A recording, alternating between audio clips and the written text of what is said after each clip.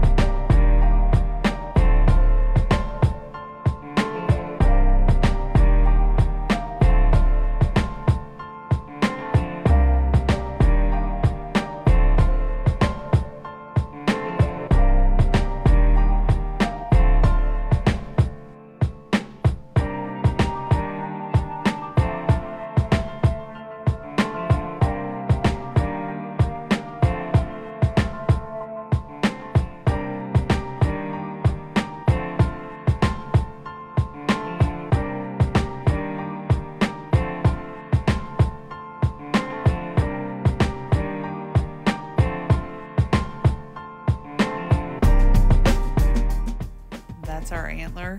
Hopefully that gave you an insight to what artists have to pay attention to as they draw.